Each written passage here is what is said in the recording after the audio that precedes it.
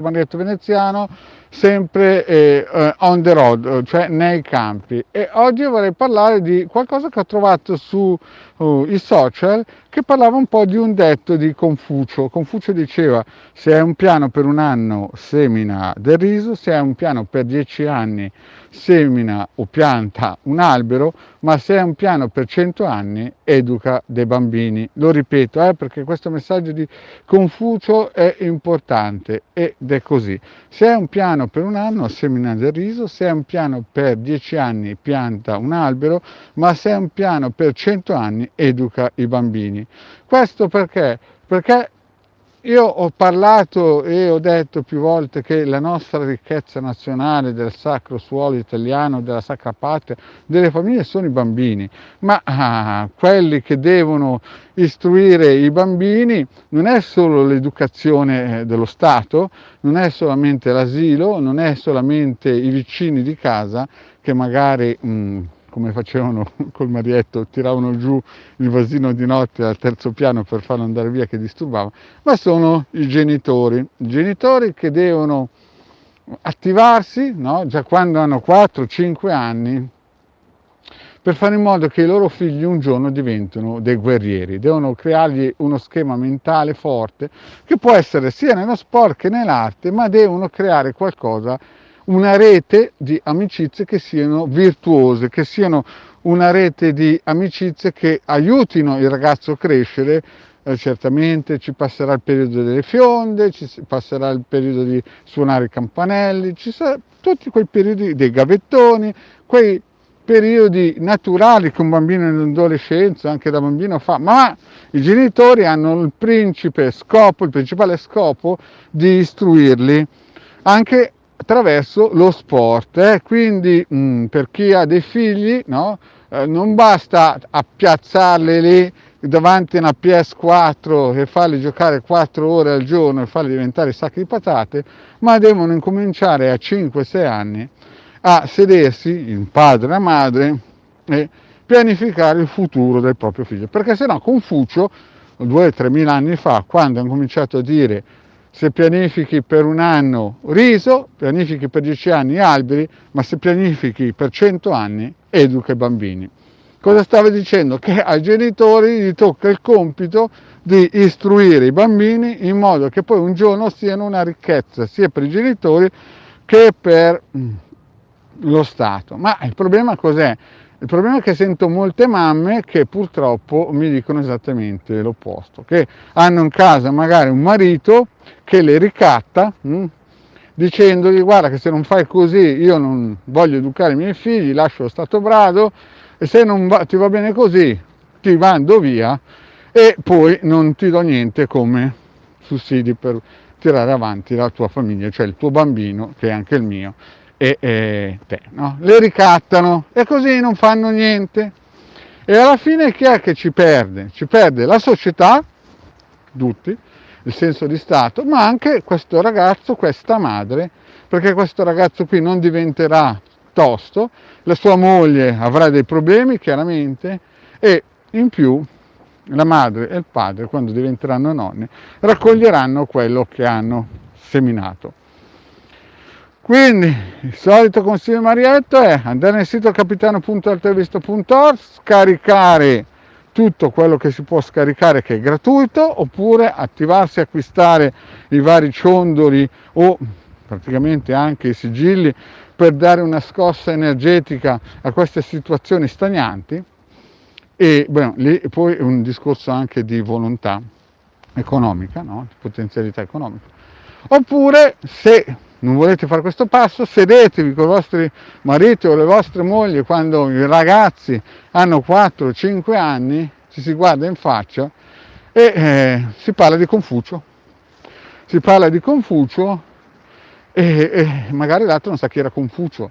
Poco importa, gli dite: guarda, il Marietto ha sentito Confucio e Confucio dice come il Marietto. Insomma, si copiano a vicenda, si plagiano. Però l'importante è che se volete fare un piano lungo termine per questa società, si parte dalla famiglia, si pianifica. Certo che non è facile portare, non so, per 10, 12, 13 anni il figlio tutti i giorni a uno sport, a una scuola di musica, insomma qualcosa che lo valorizzi.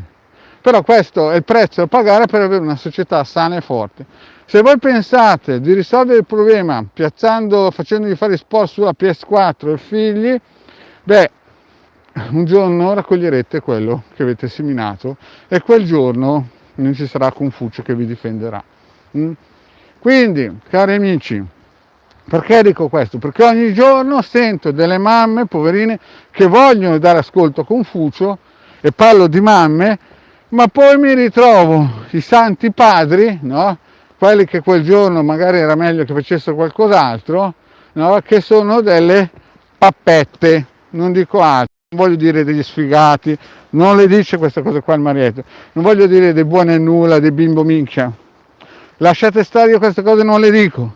Però dico che questi genitori, insomma, a un certo punto hanno fatto e messo in pista dei ragazzi e devono capire che anche loro devono dare un aiuto a questi bambini. La scuola italiana è un'eccellenza, lo sappiamo tutti, hanno delle punte di eccellenza, alcune punte sono un po' deboli. Ci sono professori bravissimi e altri professori un po' claudicanti.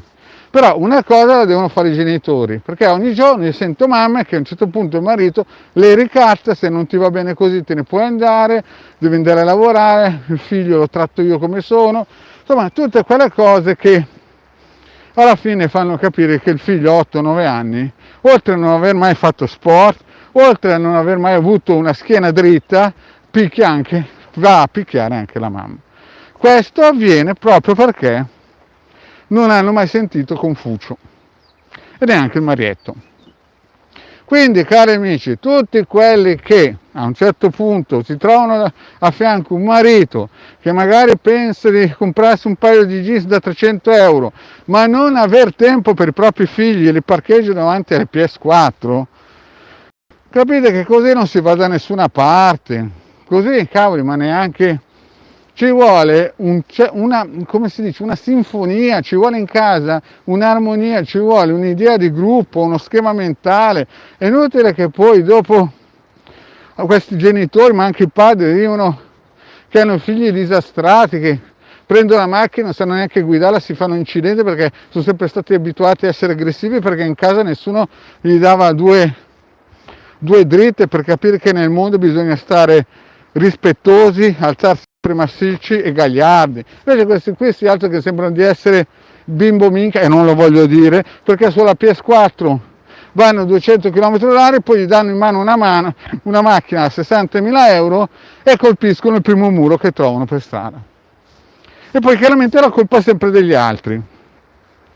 Perché faccio questa pillola? Perché tutti i santi giorni il Marietto sente di mamme disperate i cui mariti non sono responsabili, continuano a raccontare bugie ai figli: ti pago il viaggio a destra, a sinistra, se non fai questo.